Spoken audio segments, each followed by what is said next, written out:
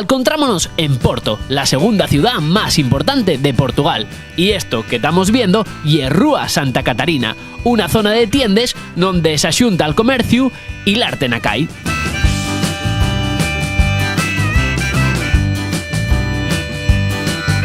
Percorriendo la calle, atopamos la Capilla de las Almas, pero guapa, aunque con cosas un poco llamativas.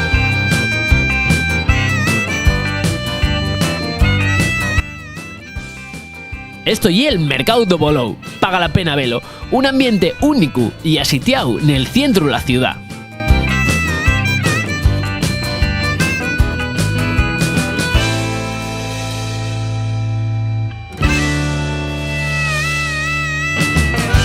Non puedes colar de Porto en sin subite al tranvía.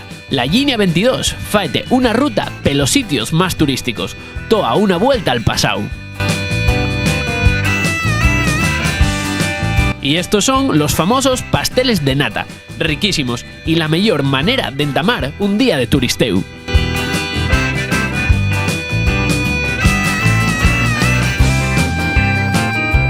Paga la pena conocer la catedral. Tiene un estilo entre románico, gótico y barroco y foi construida nos siglos XII y XIII.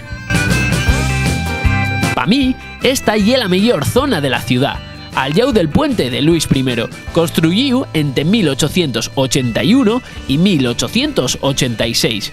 Aquí, a la vera del Duero, encontramos un ambiente prestoso para tomar daqué y relaxarse sintiendo a los músicos.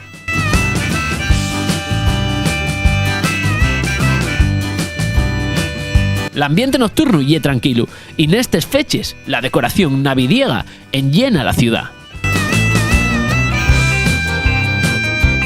Y esto ye la librería Leio, posiblemente la más guapa de Europa, y como dato, para los más frikis de Harry Potter, J.K. Rowling inspiróse en ella para algunas de les sos historias.